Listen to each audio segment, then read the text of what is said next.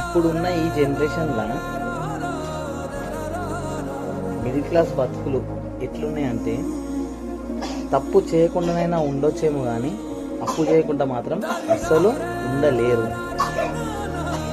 ఎందుకంటే ఆదాయం తక్కువ, ఖర్చులు ఎక్కువ, బాధ్యతలు ఎక్కువ, కోరికలు ఎక్కువే. పైసలు ఉంటేనే అంతా నువ్వే అంటారు, పైసలు లేకపోతే నువ్వెంత అంటారు. ఆ బాధ, ఆ వేదన